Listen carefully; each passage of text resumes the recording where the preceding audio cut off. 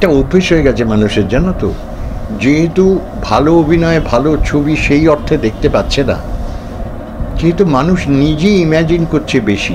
তুমি দেখবে সিরিয়াল যখন দেখে বাড়ির মেয়েরা, 3-4 জন মেয়ে মহিলা, দেখবে ওইটা শোনার থেকে নিজেরা কথা বলছে বেশি। ওই যে ওইটা করছে না, ও আসলে ভাবছে করে, কল্পনা করছে তো, কিন্তু ছবি তুলছে আর ওদিকে ছবিটা চলছে, ডায়লগ হচ্ছে, কিছু শুনছে না।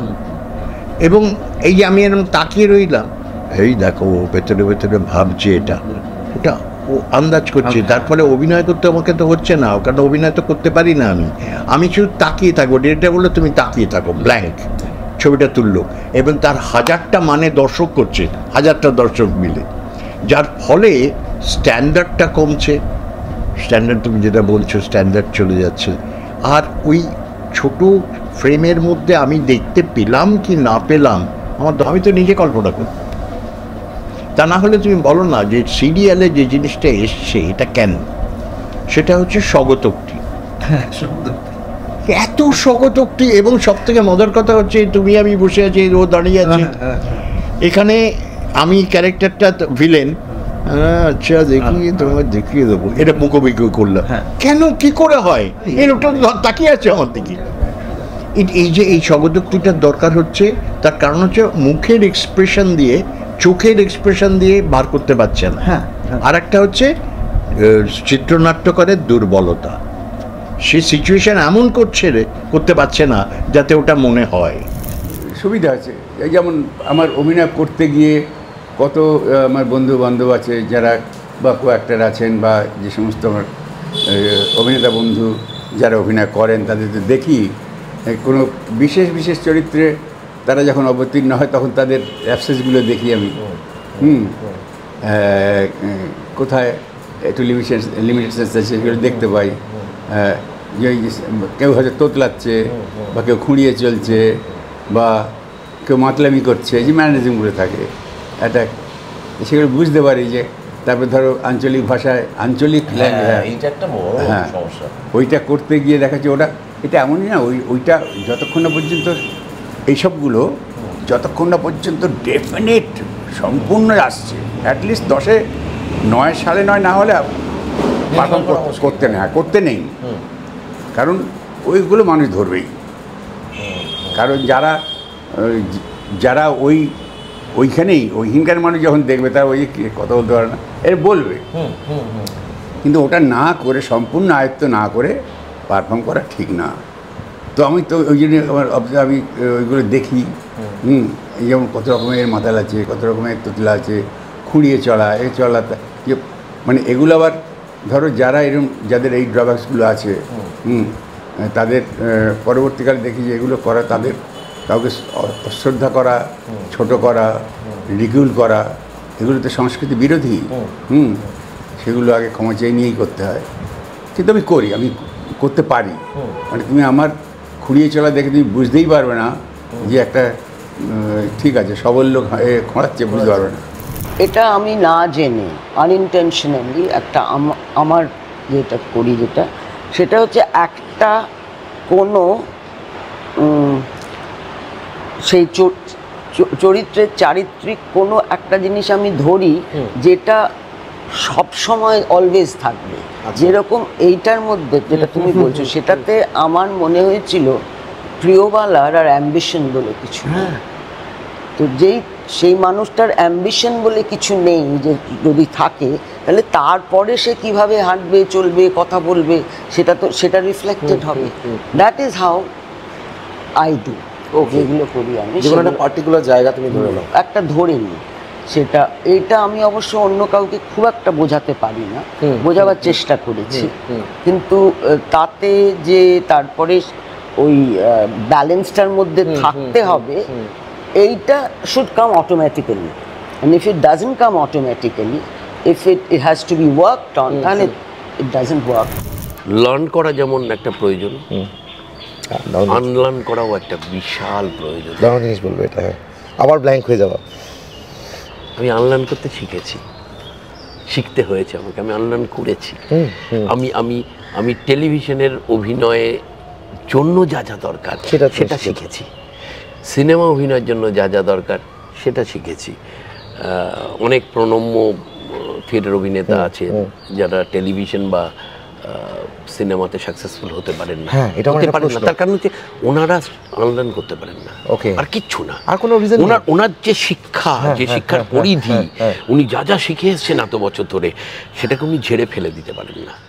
গালিলোতে একটা সংলাপ ছিল যেটা আমার বুকের ভেতর গেঁথে আছে আজও, যেখানে ছোট আন্দ্রেয়াকে গালিলেও বলছেন,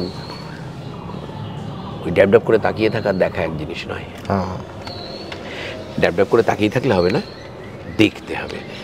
দেখা মানে সেটাই যেটাকে তুমি তোমার শরীরে আত্মীকরণ করতে পারবে। সেটা তো আবার করতেও হবে, করতে বারো তো কোনো প্রয়োজন হলে, নাহলে আমি দেখে লাভটা কি হলো? লাভটা কি হলো? আমি তাজমহলটা মন দিয়ে দেখলাম, তারপর তাজমহল সম্পর্কে 10টা কথা বলতে বললে আমি বলতে পারলাম, তাহলে তাজমহল দেখে কি হবে? আগে ফিল্ম ইন্ডাস্ট্রিতে পয়সা রোজগার করতে আসবে, এসো না, একদম এখানে এসো কাজ করতে, তোমার ভ্যালু তো অন্য লোকে করবে। একদম মুশকিলটা হচ্ছে আমরা কাজ জানি না, আমরা ডিমান্ড করি কাজ, এবং সেটা তাদেরকে সেই 2-4 বছরের জন্য তাদেরকে সেই জায়গাটা দেওয়া হচ্ছে। এই খুব সহজে কোনো কিছু হয় না, ইম্পসিবল। তোমাকে মাটির কলসি পাকা করতে গেলে তোমাকে সেটাকে পোড়াতে হবে, আর নিয়ম তোমাকে শিখতে হবে, এটা নিয়ম। তোমাকে তৈরি হতে হবে, এটা নিয়ম। যদি তুমি নিজেকে তৈরি না করো, তাহলে তুমি ওই ফাঁদের মধ্যে অন্ধকারে হবে মধ্যে, তুমি যদি সাঁতার না জানো তুমি ডুববেই। এইবারে আমি ক্যামেরার সামনে যে দাঁড়াবো, এই যে এত একটা আলো মুখের উপর পড়ছে, এতগুলো লোক আমার দিকে তাকিয়ে আছে, আমি যে পাঠটা মুখস্থ করলাম, যদি আমার এই আলো পড়লো, লোক দেখছে, এই দিকে চোখ চলে যায়, বুকের মধ্যে ধরাস ধরাস করে। এটাকে আমরা সবাই বলে হয়তো অল লাইট সিনড্রোম। এই অল লাইটস বললেই যে ধাপ করে একটা সব জ্বলে উঠছে, চারিদিক সব তোমার দিকেই তাকিয়ে আছে, ওই সময় বেশিরভাগ একটা নতুন যারা নার্ভ ফেল করে। এই সময়টাকে যদি উতরে দেওয়া যায় তাহলেই কিন্তু তারা আবার স্বচ্ছন্দ হবে। কিন্তু এই চৌকাটটা ডিঙোনো ভীষণ টাফ। আমি বলছি কেন পারছিস না কেন, ওটা বললে হবে না। আরে ওরা কোন পরিবেশ থেকে এসছে সেটা তো দেখতে হবে। আমি জানি না, আর আমিও তো শুরুর দিক থেকে কি পারফেক্ট ছিলাম, এর মুখে আলো পড়ছে, ওর মুখে আলো পড়ছে, তো গার্ড করে দিচ্ছি। একজন আমি এত বেটে, যারা লম্বা তাদের দাঁড়াতে না পারলে শ্যাডোটা মুখে পড়বে। রঞ্জিত মল্লিক তখন একটা সিরিয়াল করেছিলেন আশ্চর্য দীপক বলে, হিন্দিতে। আমি ছিলাম ওনার স্ত্রীর পাঠ করেছিলাম। তো রঞ্জিতকে আমি বলেছিলাম, আচ্ছা তুমি যে আলো কাটছো বা নিচ্ছ এটা বুঝছো কী করে? বলে না, দেখবে মুখের ওপর একটা আলো পড়ে, গরম একটা ফিল পাবে, তখন তুমি বুঝবে মুখে আলোটা আছে। আমি গরম ফিল করবো, আর উনি একটা বলে বাকিটা প্র্যাকটিস, অভ্যেস হয়ে যাবে, বুঝে যাবে। আমার ব্যাপার হচ্ছে যে whoever comes here should love it, ভালোবাসবে। এই ভালোবাসার একটা দাম আছে। ধর এই যে ইনস্ট্যান্ট ফেমাস হওয়া, আমি আজ একটা ভিডিও ছাড়বো, কাল ভাইরাল হয়ে যাবে, এইটা এসছে। বাট যারা সত্যি প্লেয়ার তাদের আমি একটা কথাই বলবো, যে নার্চার করো, নিজেকে নার্চার করো, নিজের ইনস্টিটিউটে বলবো। রাতারাতি কেউ তোমাকে কাজ দেবে না, কিছু হবেও না। ইনস্ট্যান্টলি কাজ পেলেও সেখান থেকে যখন রিজেকশন ফেস করবে, আর তুমি রুখে দাঁড়াতে পারবে। যার ইচ্ছা শক্তি আছে এবং সেই ইচ্ছা শক্তিকে যাপন করার যার অদম্য ইচ্ছে এবং অজানাকে জানা, এবং অনেকগুলো রস আছে আমাদের অভিনয়ে। অভিনয় মূলত অনেক ভরতের নাট্যশাস্ত্র থেকে আসা, হ্যাঁ নবরস আমরা বলি, এবং নটা ভাব, নবরস, ভাব রসের খেলা। তো প্রত্যেকটা রসের বা ভাবের, যেটা বলো, যেমন ধর হাস্য, কত হাসি, এই হাসিটাকে আমি কত রকম ভাবে হাসতে পারি। একই নাম প্রদীপ বটব্যাল, একই নামের লোক, সে মুর্শিদাবাদে আছে, সে বাঁকুড়াতে আছে, সে কলকাতাতে আছে, বিভিন্ন আছে, তাদের প্রফেশন বিভিন্ন, সমস্ত কিছু বিভিন্ন, তাহলে 5টা বটব্যাল কি করে হাসবে? ঠিক। আর আমাদের এই ফিল্ম প্রফেশনে পুরোটাই এর কারিগর হচ্ছেন পরিচালক। আমাদের কাজটা হচ্ছে প্রপার সেই কাদাটা হওয়া, যে কাদাটা দিয়ে বিভিন্ন রকম বাসনটা বানাতে পারবে। তো এটাই বেসিক্যালি আমার কাছে মনে হয়, যাহা সত্য নয় মানে অভিমানে সত্য নয়, মানে না, যা সত্য নয়। বাহ। আমি মেন বলবো যে এটা কিন্তু কর্পোরেট কালচার। এই কর্পোরেট কালচারে শিল্পী সত্তাটা মানুষের নষ্ট হয়ে যাচ্ছে যত দিন যাচ্ছে। তার কারণ আজকে আমি যে কোনো জায়গায়, তুমি উত্তম কুমারের ইতিহাসই দেখো, তিনি আজকে মহানায়ক হয়েছেন, তার আগে তার কত সংগ্রাম, কত কিছু। তার পেছনে যদি সংগ্রাম না থাকে সেটা খাঁটি সোনা হয় না। কিন্তু এদের সৌভাগ্য বলো দুর্ভাগ্য বলো, এরা এলো, কেউ চেনে না, নতুন এলো, হঠাৎ করে আমি বাইরে বেরিয়েই দেখছি আমার এত বড় বড় মুখ দিয়ে রাস্তায় হোর্ডিং, ভেতরটা আসতে বাধ্য অহংকার। আপনার যখন আপনার মরে যাওয়া ছাড়ার কোনো অপশন আছে এই আপনার মনুষ্য জীবনে? না, মরে যাওয়া ছাড়া যখন আর কোনো অপশন নেই, তখন যতদিন বাঁচবেন ততদিন বাঁচাটাকে আর একটু আপনার আপনার মনে হয় যে বাঁচাটা বাঁচা সেই মতন বাঁচবেন। তো সেটা সবচাইতে জরুরি ঘটনা যে আমি যতদিন বাঁচবো আমার মতো করে বাঁচবো, এবং ছোট বাঁচা, বড় বাঁচা, মাঝারি বাঁচা হয়তো। তো আপনি কিভাবে বাঁচবেন, আপনার কাছে কোন বাঁচাটা সদর্থক বাঁচা, এবং আপনি জন্মান্তরে বিশ্বাস করে এবারের বাঁচাটাকে একরকম করলেন, আর আমি জন্মান্তরে বিশ্বাস না করে আমার বাঁচাটাকে একরকম করলাম, এই দুটোর মধ্যে তো তফাৎ থাকে। তো আবার জন্মান্তরে বিশ্বাসও করি না, কিন্তু এবারের বাঁচাটাতে আমি আমার পারিবারিক শিক্ষা, আমার গুরুর থেকে প্রাপ্ত শিক্ষা ইত্যাদি ইত্যাদি শিক্ষার হাত ধরে আমি তো আমার মতো করে বাঁচতে পারি। সুতরাং যখন আপনার কোনো অল্টারনেটিভ নেই তখন আপনাকে বাঁচাটা ঠিক করে ফেলতে হবে যে আমি এইভাবে বাঁচব। তো তাই করেছি, এর বেশি নতুন কিচ্ছু করি। সেলিব্রিটি বলবো কাকে? তোমাকে। কেন? এই যে সবাই এখন মুখ টুক দেখছে, ঠিক আছে, আগে দেখতো এগুলো কিন্তু সেন্সর করবো, তবে এই এডিট করার পর আমাকে একবার দেখি। হ্যাঁ, এইগুলো আমি গান সেলিব্রিটি বলবো না, একেবারেই না। এসব এইটাই তো দরকার। এই যে তুমি বললে একেবারেই না, এইটা তো দরকার আমার থিয়েটারের লোক পরিচয় দিলে আমি খুব খুশি হই আর কি। এইখান থেকে মানে মেইন প্রশ্ন শুরু আমার হবে হয়তো, সেটা হচ্ছে যে থিয়েটার মানে মানে অভিনয় মানেই তো থিয়েটার। উচিত উচিত শুরু করা। আমি বলছি অভিনেতা হওয়ার জন্য প্রথম ধাপ কি? থিয়েটার। এটা আবার দুর্লভ না, অভিনেতা অনেকে আছে যে ছবি দিয়েই শুরু করেছে, হ্যাঁ, এবং পৃথিবীতে অনেকে বিখ্যাত হয়েছেন যারা কখনো থিয়েটারই করেননি, এরকমও আছে। মানে বিখ্যাত হওয়া আর শেখা না না, তারা জনপ্রিয় হয়েছে, ভালো অ্যাক্ট্রেস হিসেবে পরিচিতি পেয়েছে, সেটাই বলছি। ওকে ওকে, মানে লরেন্স অলিভিয়ারের কথা বলছি না, কিন্তু অনেকেই আছেন যারা একেবারে সরাসরি সিনেমাতেই চলে এসেছে, সেরকম আছে। ফলে অভিনয় মানেই যে থিয়েটার বা থিয়েটার মানেই যে অভিনয়, সেটা সর্বাংশের ঠিক নয়, এটাই বলতেছি। লভ্যাংশ কি ঠিক? হ্যাঁ হ্যাঁ, অনেকটা অংশে ঠিক। মানে তার একটাই কারণ, তুমি হয়তো সেটাই বলতে চাইছি যে একটা বেসিক ভিত তৈরি করে দেওয়া একজন অভিনেতার ক্ষেত্রে, সেটা থিয়েটার ছাড়া অন্য মাধ্যমে গিয়ে ওইভাবে হওয়া সম্ভব না। থিয়েটারটা যেভাবে একটা মানুষকে দেখায়, ওটাও সকলে চেনে। পাগলা গারদ কোথায় আছে নেই কি কারো জানা, একটা উইন্সের ধারে ধারে গান গাইছেন। আর এই যে গানটা ধরবার আগে পাঞ্জাবি হাদারা গুটিয়ে নিলেন, কেউ ওকে বলেনি, কিন্তু এটা উনি নিজেই করেছেন। এই যে ক্রিয়েট করা, ক্রিয়েটেড, এই ক্রিয়েশনটাই যে অভিনয়। তুমি যদি শুধু ডিরেক্টর বললো কি করতে হবে বলুন, আপনি এখান থেকে হেঁটে ওখানে যাবেন, ঘাটটা ঘুরে তাকাবেন, কথাটা বলবেন, চলে যাবেন, না, তাহলে তুমি কি করবে? ঠিক, তোমাকে কিছু করতে হবে যেটা মানে ডাইরেক্টর দেখো। হ্যাঁ, ডাইরেক্টরের ইচ্ছার বিরুদ্ধে নিশ্চয়ই নয়, ডাইরেক্টর যেটা বলছে সেটা করতেই হবে। এবার ডাইরেক্টর অ্যাপ্রুভ করবে তুমি যা করবে, কিন্তু ডাইরেক্টরকেও তো ডাইরেক্টর একা, সে হয়তো 20টা চরিত্রের কথা ভাবছে, আর তুমি কিন্তু তোমার চরিত্রটাই ভাবছো। তুমি অনেক কিছু ইনপুট দিতে পারো, ঠিক, সেই ইনপুটটা তুমি দিয়ে দাও। আমি বারবার স্ক্রিপ্টটা পড়তে থাকি এবং মার্কিং করতে থাকি, এবং স্ক্রিপ্টের দুটো জিনিস থাকে, একদিকে ডান দিকে থাকে ডায়লগ, আর বাঁ দিকে থাকে সাদা। এই সাদা অংশ আমি নোট ডাউন করতে থাকি। ওকে, এবং আমি নোট ডাউন করতে গিয়ে একটা, আর প্রথমের দিকে 2টো পাতা বা লাস্টের দিকে 2টো পাতা এক্সট্রা আমি নিই। কত দিনের গল্প, কোন এজ থেকে শুরু হচ্ছে গল্পটা, কোথায় আছে। আর একটা জিনিস আমি প্রত্যেকটা জায়গায় করি, সরি, ধর আমি অমলের ক্যারেক্টারটা করছি বা আমি সুখেনের ক্যারেক্টারটা করছি, সুখেন তো বলছে ডায়লগ, অন্য লোকগুলো সুখেন কতবার বলছে, তো আমি হাইলাইটার দিয়ে আমি যদি সুখেনের ক্যারেক্টারটা করছি, বা আমি একের ক্যারেক্টারটা করছি ডাক্তার চরিত্রে, বা আমি সমীরে যে পুলিশ অফিসারের ক্যারেক্টার যাচ্ছে, সেগুলো আমার ব্যাপারে কোথায় কোথায় কোথায় কোথায় কে কি বলছে সেটাও তুমি দেখছো। রাইট, প্রথম ইনিশিয়ালি একবার পড়ার পর ওটা আমি হাইলাইট করি।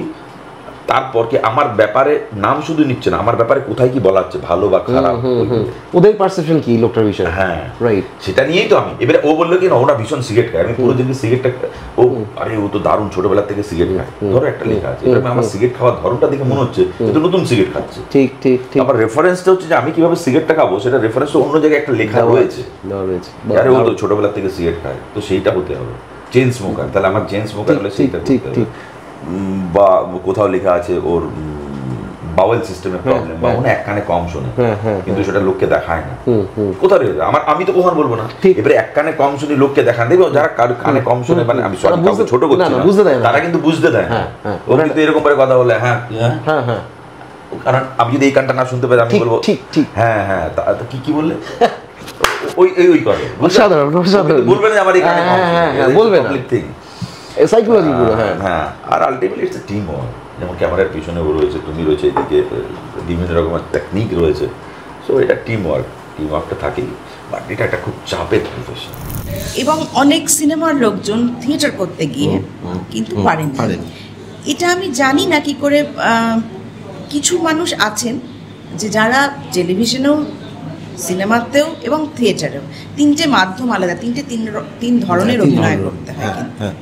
আজকে ধরো আমি টেলিভিশনে যখন একটা ভিলেনের রোল করছি, ধরো সেখানে একটা ভীষণ লার্জার দ্যান লাইফ, মানে প্রচন্ড বেশি করতে হয়, করতে করতে এক এক সময় মনে হয় এরপর যখন একটা মানে চালচিত্র এখনের মতো ছবি করবো যেখানে তো কোনো অভিনয় করি এত সাটল পারবো কি, এক এক সময় মনে হয়। তারপর দেখি যে না, ওই জায়গাটায় পৌঁছে ওই চরিত্রটার মধ্যে ঢুকে, ওই স্ক্রিপ্টের মধ্যে ঢুকে কিরকম ওই মাপটা হয়ে গেছে, ওটা একটা হয়ে গেছে। আমার মনে হয় যে সেটাই তো একজন অভিনেতার কাজ। এবং সেইটা আমার ধারণা যে, কারণ যখন থিয়েটার করি তখনও মানুষের ভালো লাগে, যখন টেলিভিশন করছি তখনও মানুষের ভালো না লাগলে, দেখো এতদিন কিন্তু আমি রিজেক্টেড হতাম, একদম ভালো না লাগলে তুমি রিজেক্টেড হবেই। তো সেই কারণে আমার মনে হয়েছে যে, এবং চালচিত্র এখন করার পর প্রত্যেকে যেটা বলছেন যে তুমি আমাকে, অনেকে আমার বন্ধু রজতাবু বলছে তুই নিজেও জানিস না তুই কি মাপের অভিনেত্রী, অত কিন্তু তো ভাবনা চিন্তা করে করিনি, কিন্তু হয়তো ওটা ভেতরে আছে, ওই যে বাবার কাছে ছোটবেলায় শিখেছি, ওটা কোথাও কখন যে ভেতরে ঢুকে গেছে, ভেতরে হয়তো গেঁথে রয়েছে। কারণ সত্যি আলাদা করে আমাকে যদি জিজ্ঞেস করো যে তুমি আলাদা করে কি করো, আমি কিন্তু সেটা বলতে পারবো না। ওটা ওই সিচুয়েশনে, ওই চরিত্র সবটা মিলে, ক্যামেরা, লেন্স, মানে পরিবেশ সবটা মিলে অন্যরকম হয়ে যায়। শিক্ষাটার তো দরকার রে ভাই, শিক্ষাটার কিন্তু দরকার, মানে ওটা কোথায় যে দরকার, কিভাবে যে দরকার, হয়তো অভিনেতা নিজেও বুঝবেন না, কিন্তু ওটার দরকার। অভিনয়টা করতে গেলে আমার ভেতরের বোধটা যদি না তৈরি হয়, আমার মননটা যদি না তৈরি হয়, সেই শিক্ষাটা তো ওই হতে পারে যে সেই শিক্ষা আলাদা করে, আজকাল তো অনেক কিছু ইনস্টিটিউট হয়েছে, সেটা ছেড়ে দাও, আমি ওই ইনস্টিটিউটে বিশ্বাসী নই, আমি বিশ্বাসী নই, একদমই বিশ্বাসী নই। হ্যাঁ, কিছু টেকনিক্যাল ব্যাপার হয়তো শেখানো যায়, সেটা আমরা কাজ করতে করতেই তো শেখাচ্ছি, আমিও তো কোনো ইনস্টিটিউট থেকে আসিনি, কিন্তু কি হয়, ওই শিক্ষাটা যদি থাকে না, ওইটা দরকার, অভিনয়ের ক্ষেত্রে দরকার। এবারে কি হচ্ছে, যারা শিক্ষিত তারা সেটাকে অ্যাপ্লাই করছেন, আর যারা শিক্ষিত নন, যারা কিছু না এবার একটু অভিনয় করি বা অন্য কোনো মাধ্যমে বা অন্য কোনো সুযোগে এসে যাচ্ছেন, তাদের অভিনয় সেই ছাপটা পড়ছে না, তাই ঘটনা হচ্ছে। এই আগে আমি কি কাজটা করতে এসেছি, আমি আমার স্ক্রিপ্ট দেবে, স্ক্রিপ্টটা পড়বো, যাও। এবং আমরা সিনিয়রদের কাছ থেকে শেখার আগ্রহটা বেশি থাকতো, মানে আমি পরপর তোমাকে নাম বলতে পারি, দ্বিজেন ব্যানার্জি থেকে, রণপ্রসাদ বণিক থেকে আরম্ভ করে তোমার কুণাল মিত্র, পীযূষ দা, ইভেন শিলাদিত্য পত্রনবীশ প্যাট থেকে আরম্ভ করে ভাস্কর ব্যানার্জি, কুশল চক্রবর্তী, শঙ্কর চক্রবর্তী, হ্যাঁ, এরা আমাদেরকে কিন্তু এদের কাছ থেকে অনেক কিছু গ্যাদার করেছি, নিয়েছি, আমরা ওদের কাছ থেকে নিয়েছি, বলবো অ্যাবজর্ব করা, কারণ ওদের আমরা সিন করে এলে জিজ্ঞেস করতাম এটা ঠিক আছে। রনিদার সঙ্গে হয়েছে আমার, রজত বলতো এটা ঠিক আছে, রনিদা বললো এই জায়গাটা একটু ভাব, কেন এটা করছিস, এইটা কি, বা এটা তো ঠিক, তাহলে এইটা বলে এটা অনেকটা ঠিক, আর একটা ঠিক। এই যে শেখাটা, এটার ইচ্ছেটা একটু কম এখন। মানে এই যে তুমি বলছো কাউন্ট করে এগুলো, তার মানে আমি কি এক লাইনে ধরবো যে শিল্পী হতে গেলে বা যে কোনো কিছু হতে গেলে আগে ভালো ভালো মানুষ হবে? বারবার যেটা বলেছেন, আগে ভালো মানুষ হতে হবে, তবে তো ভালো অভিনেতা, ভালো শিল্পী, নিশ্চয়ই ভালো মানুষ হতে হবে না। নতুনদের জন্য, একদম যারা নতুন আসতে চাইছে, তোমার কোনো বার্তা রয়েছে? হ্যাঁ, মন দিয়ে কাজ করো, একদম একদম এই একটাই বার্তা, মন দিয়ে কাজ করতে হবে আর ভেঙে পড়লে চলবে না। এখানে সাকসেস, সার্থকতা অ্যাচিভ করা একটাই মানে শর্ত, করতে হবে। ওই এক পা হলে 4 পা পিছিয়ে যাবে, আবার এগোতে হবে, তারপর এক ধরনের মনে হবে। এখন লোকজন এসছে, এরা সব কষ্ট করে এসছেন আমার বাণী শুনবার জন্য, যখন কাজ করতে হবে তখন আসতো না, ঠিক এখন আসছে, এরকম আর কি। মানে শুধু ভেঙে পড়লে চলবে না, কাজ করতে হবে, এটা একদম মানে যারা সবই এসছেন তাদের বলছি আর কি। আজকে এরা এসছেন ভেলকি চ্যানেলের তরফ থেকে, তো আমার কোনো ভেলকি দেখাবার ক্ষমতা নেই, তো এদের আছে, কারণ এদের বিশ্বাস আছে।